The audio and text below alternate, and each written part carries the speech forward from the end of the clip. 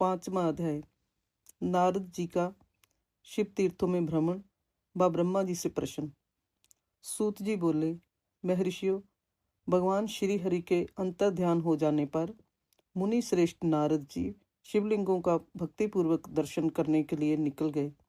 इस प्रकार भक्ति मुक्ति देने वाले अनेक शिवलिंगों के उन्होंने दर्शन किए। जब उन रुद्रगणों ने नारद जी को वहां देखा तो वे दोनों गण अपने शाप की मुक्ति के लिए उनके चरणों पर गिर पड़े और उनसे प्रार्थना करने लगे कि वे उनका उद्धार करें। नारद मुने, हम आपके अपराधी हैं। राजकुमारी श्रीमती के स्वयंवर में आपका मन माया से मोहित था। उस समय भगवान शिव की प्रेरणा से आपने हमें शाप दे दिया था। अब आप हमारी जीवन रक्षा का उपाय कीजिए। हमने अपने कर्मों का फल भोग लिया है। कृपा कर हम पर प्रसन्न होकर हमें शाप मुक्त कीजिए। नारद जी ने कहा, हे रुद्रगणों, आप महादेव के गण हैं एवं सभी के लिए आदरणीय हैं। उस समय भगवान शिव की इच्छा से मेरी बुद्धि भ्रष्ट हो गई थी, इसलिए मोहवश मैंने आपको शाप दे दिया था। आप लोग मेरे इस अपराध को क्षमा कर दें।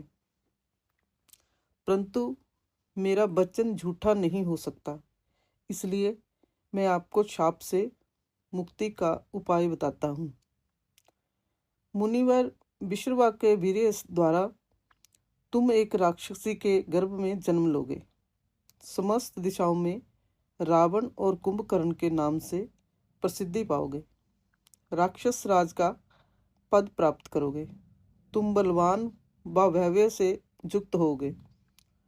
तुम्हारा प्रताप सभी लोकों में फैलेगा। समस्त ब्रह्मांड के राजा होकर भी भगवान शिव के परम भक्तों में होगे। भगवान शिव के ही दूसरे स्वरूप श्री विष्णु के अवतार के हाथों से मृत्यु पाकर तुम्हारा उद्धार होगा तथा फिर अपने पद पर प्रतिष्ठ हो जाओगे। सूत जी कहने लगे कि इस प्रकार नारद जी का कथन सुनकर वे दोनों रुद्रगण प्रसन्न होते हुए वहां से चले गए और नारद जी भी आनंद से सराबोर हो मन ही मन शिवजी का ध्यान करते हुए शिव तीर्थों का दर्शन करने लगे। इसी प्रकार भ्रमण करते करते वे शिव की प्रिय नगरी काशीपुरी में पहुंचे और काशीनाथ का दर्शन कर उनकी पूजा उपासना की। श्री नारद जी शिवजी की भक्ति में डूबे उनका स्मरण करते हुए ब्रह्मलोक को चले गए। वहां पहुंचकर उन्होंने ब्रह्मा जी को आदरपूर्वक नमस्कार किया और उनकी स्तुति करने लगे। उस समय उनका हृदय शुद्ध हो चुका था और उनके हृदय में शिवजी के प्रति भक्ति भावना ही थी और कुछ नहीं। नारद जी बोले, हे पितामह, आप तो परम ब्रह्मा परमात्मा के स्वरूप को अच्छी प्रकार से जानते हो। आपकी कृपा से मैंने भगवान विष्णु के महात्म का ज्ञान प्राप्त किया है एवं भक्ति मार्ग, ज्ञान मार्ग, तपो मार्ग, दान मार्ग तथा तीर्थ मार्ग के बारे में जाना है, परंतु मैं शिव तत्व के ज्ञान को अभी तक नहीं जान पाया हूँ। मैं उनकी पूजा विधि को भी नहीं जानता हूँ। तब मैं आपके बारे में सभी कुछ जानना चाहता हूँ।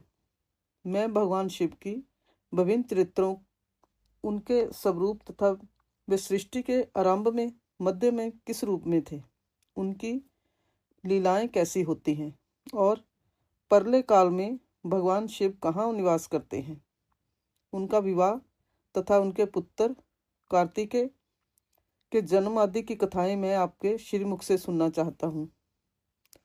भगवान शिव कैसे प्रसन्न होते हैं और प्रसन्न होने पर क्या क्या प्रदान करते हैं,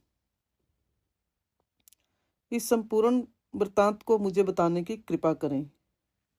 अपने पुत्र नारद की ये बातें सुनकर पितामह ब्रह्मा बहुत प्रसन्न हुए